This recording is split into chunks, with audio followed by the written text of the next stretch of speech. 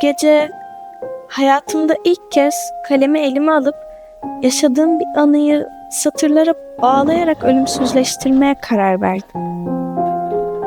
Eskişehir'de grafik ve tasarım bölümü öğrencisiydim. Geçimimi sağlamak için bir pastanede garsonluk yapıyordum. Henüz hiç arkadaşım yoktu. Yoğun, stresli ve yalnız geçen bir günün ardından adaların sonuna kadar yürüdüm ve gördüğüm boş banka oturdum.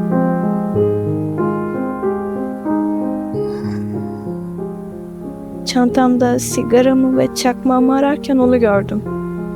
Bana doğru yaklaşıyordu. Tedirgin ve çekingen bir hali vardı. Ama sarhoş falan değil. Ellerini nereye koyacağını bilemiyor gibiydi. İlk anda sarhoş olabileceğini düşünüp kaşlarımı çattım ve ona baktım. Acelesi yok. Sen bekle. Siz işinizi halledin. Ya deli misin yoksa sarhoş mu? Gece gece başıma iş çıkartma, rahat bırak beni.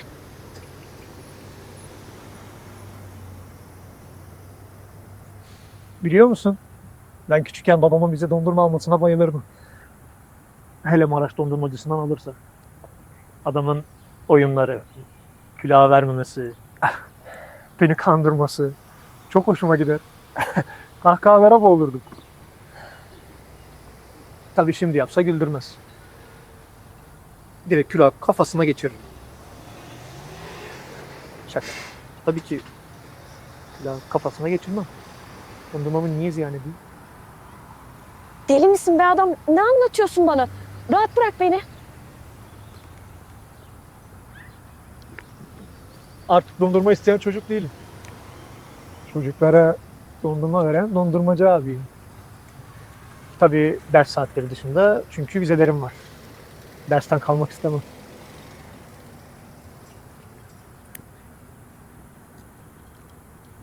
Gerçekten kafan mı güzel yoksa bana mı asılıyorsun? Kafam gayet yerinde. Sana da asılmaya çalışmıyorum. Hem biliyor musun? Artık dondurma isteyen bir çocuk olmadığımı haftalardır bu işi yapıyor olmama rağmen ilk günden anlamam. Kötü bir günün ardından geçmişin gölgesi kendini hatırlatınca fark ettim. Sence de komik değil mi?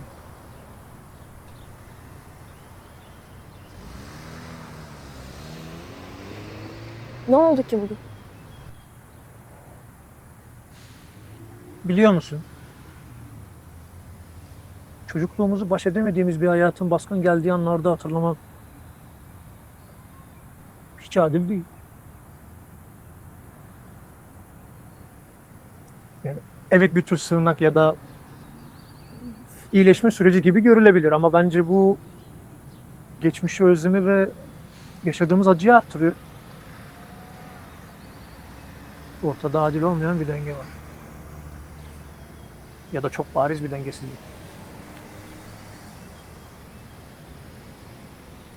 Beyefendi, siz gerçekten iyi misiniz? Biliyor musun? Küçükken cenaze törenlerini anlamakta çok zorlanırdım. Bir tarafta artık hayatta olmayan birinin başında ağlayan ailesi. Diğer tarafta onları sözle teselli etmeye gelen yakınlarımın yersiz gülüşleri, sıradan sohbetleri, umursamaz gündelik konuşmaları. Bazen ailenin bile buna dahil olması. Önce ağlayıp sonra bir daha gülmeleri. Çocukken nefret ederdim bu insanlarla. Onlar gibi olmaktan çok korkardım. Asla onlar gibi olmayacağım diye diretiyordum kendi kendime.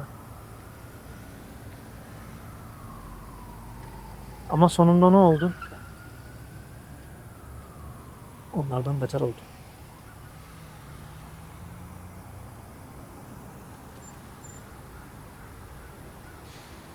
Dostoyevski diyor ya, önce biraz ağladılar ama sonra alıştılar.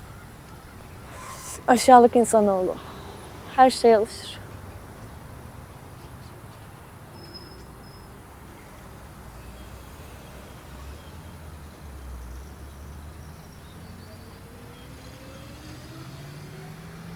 Biliyor musun? Çoğu zaman ilişkilerin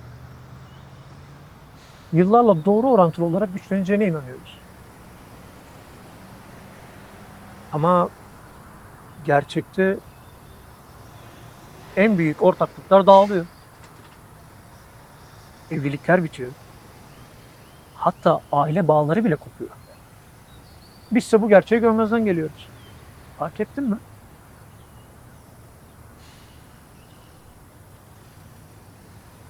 Sırf yıllardır tanıyoruz diye arkadaş bildiklerimizin, dost sandıklarımızın bize zarar vermesine göz yumuyoruz. Sırf kan bağımız var diye bize kendimizi değersiz hissettirme hakkını onlara veriyoruz.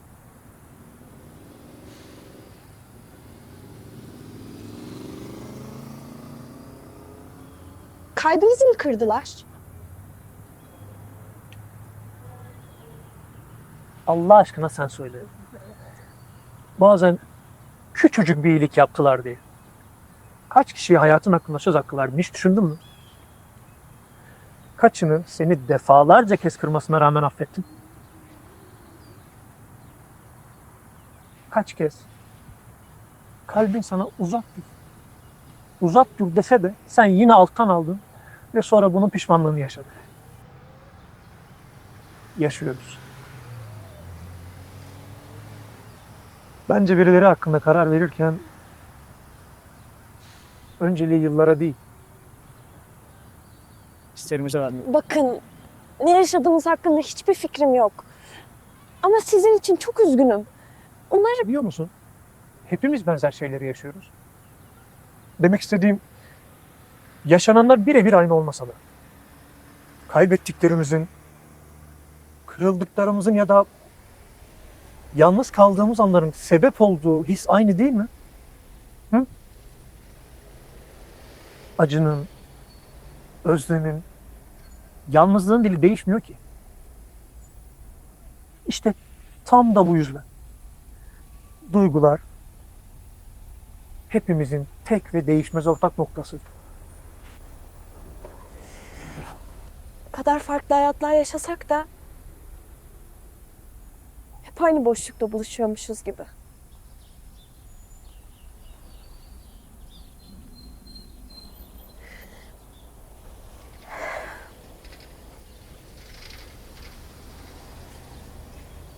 Biliyor musun?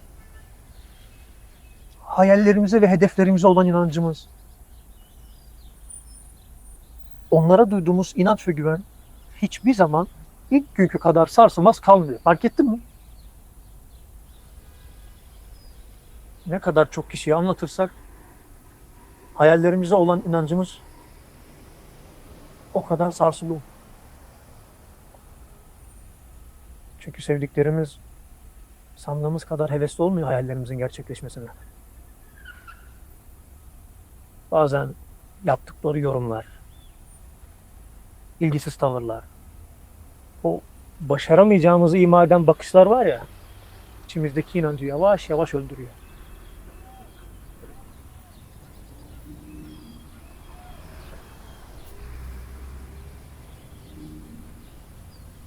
O yüzden ben diyorum ki, gerçekleştirene kadar hayallerimizi kimseye anlatmamalıyız. Sanki paylaştıkça bizden çalınıyorlar.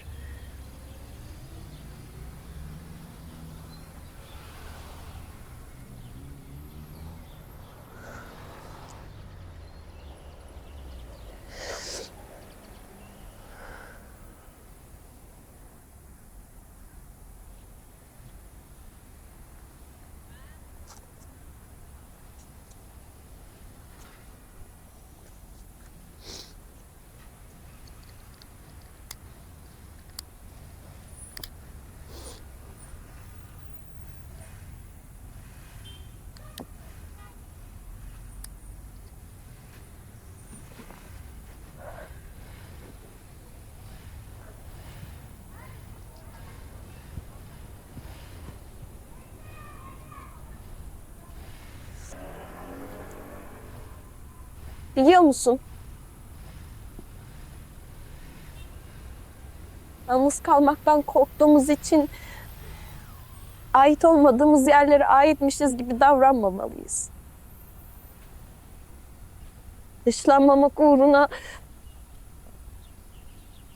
hayatımıza ait olmayan insanları da almamalıyız.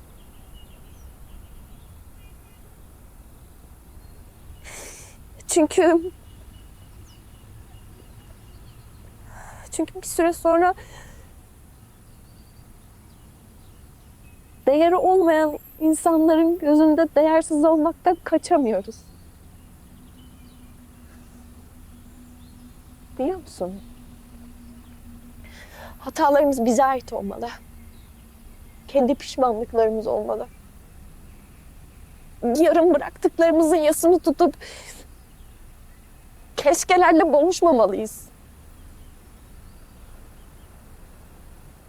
Başkalarının ayak izlerini takip etmemeliyiz.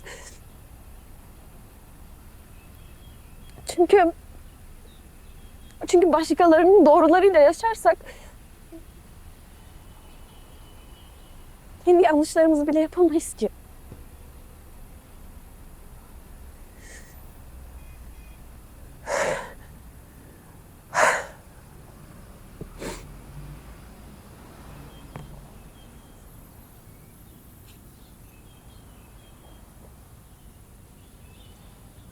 Biliyor musun? Mahkemede yargılanan birine, hatta bir idam mahkumuna bile son sözleri sorulur. Hakkında hüküm verilmeden ya da bu dünyadan göçmeden önce kendini son kez ifade etmesine izin verirler. Son sözler önemli mi? Vaktinde söylenmeli, insan içine atmamalı. Siz intihar etmeyi mi düşünüyorsunuz? Yok. Dünyada bu kadar kötü, bu kadar duygusuz insan olmasına rağmen hala umut etmeye devam eden insanlar var. Ben asla yapmam. Pes etmeyi çare olarak gören biri değil. Ama biliyor musun? Elimde olsa Nilgün Marmara'ya, Sylvia Plath'e, Virginia Woolf'a, Stefan Zweig'a hepsine engel olurdum. Omuzlarından tutar, gözlerinin içine bakar ve yalnızca şunu söylerdim. Yalnız değilsin, ben seni anlıyorum. Beni hemen anlamalısın. Çünkü ben kitap değilim. Çünkü ben öldükten sonra kimse beni okuyamaz.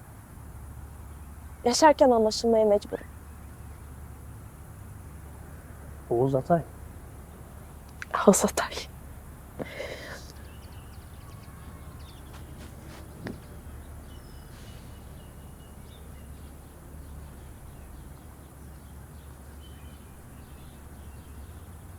Peki ya aşk?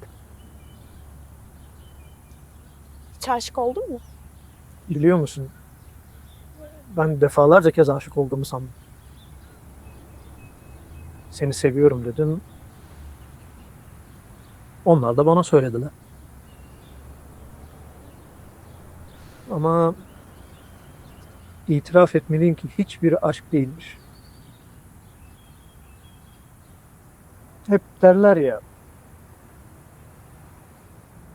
seni mutlu etmeye çalışan biri sana aşıktır. Evet, bu kısmen doğru. Ama aşk bundan ibaret değil. Sana güzel sözler söyleyen, ne bileyim, seni güldürmeye çalışan, seninle gelecek hayalleri kuran birine aynı şekilde karşılık vermek. Aşkın bu olduğunu sanıyordum.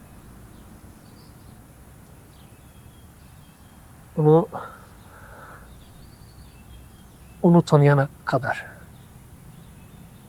Ama onu gördüğüm an anladım ki ben Ben hiç aşık olmamışım.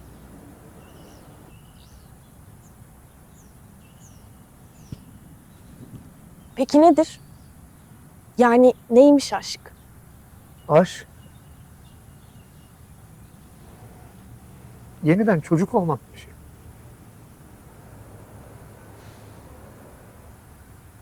Birinin gözlerine baktığında dünyanın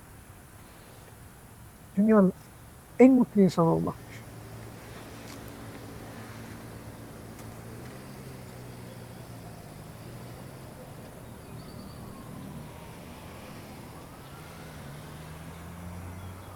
Kendi çocukluk masumiyetini onun gözlerinde bulmakmış. Ve ona her baktığımda gözlerinin sebepsiz yere mutluluktan dolmasıymış. Başıma gelene kadar bütün bunların yalnızca filmlerde ya da hayali bir evrende mümkün olduğunu sanırdım ama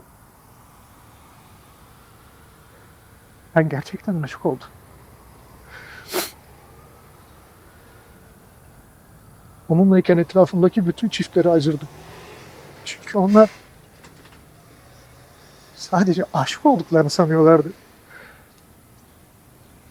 Gerçek aşkın ne olduğunu hiç bilmemişlerdi. Şanssız olduklarını sanıyordum ama asıl şanssızlık aşka tapmakmış.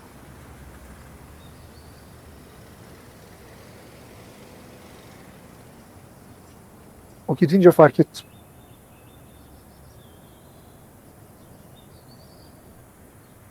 Çocukluk masumiyetim eskisi gibi kaybolmadı. Benimle birlikte nefes alan bir ölü gibi geziyor artık. Keşke onu gördüğüm ilk gün tekrar yaşayabilsem. Ya da keşke onu ama hiç görmemiş olsaydım. Ama neden? Yani madem gerçek aşkı yaşayacak kadar şanslıydınız. Neden ayrıldınız? Aslında son 10 dakikadır şereflerini anlatıyorum. Hatta atladığım kısımları sen tamamladın bile diyebilirim. Sevmek yetmiyor. Son sözümü söyleyemedim. Hayallerimizi gerçekleştiremedim. Farklı yaşamlarımız vardı ama aynı yaralara sahipti. Bunu ona anlatamadım.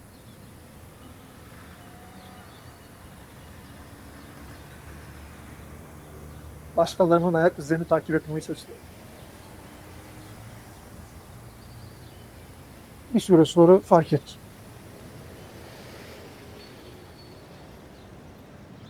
Artık bu kulaklara göre ağız değil. Gitmekten başka çare bırakmadı bana. Beni dinlediğin için teşekkür ederim. Buna ihtiyacım vardı. Ama sen yeniden deneyebilirsin. Yapabilirsin, gidebilirsin ona.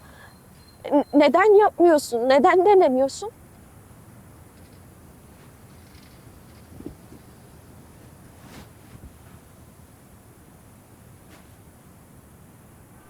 En yakınlarım biliyor. Arkadaşların, ailen, çocukların sen gidince yerini doldururlar. Seni unuturlar. Zaman geçtikten sonra döndüğünde geçmişten gelen biri gibi olursun ve hayatlarını alt üst edersin. Artık oraya ait değilsin. Giden bir daha dönmemeli.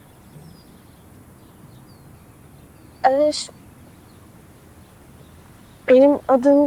Bu gece burada beni dinleyen kişinin papatya olmasını dilerdim. Seni bu gece sadece papatya olarak hatırlamak istedim. Tabii senin için duygusal. Ya senin? Sen de beni biliyor musun diye hatırladım.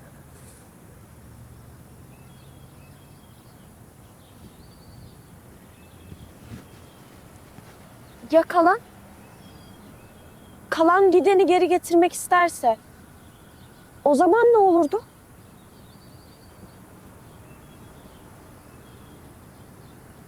Bilmem. Ya sen? Biliyor musun?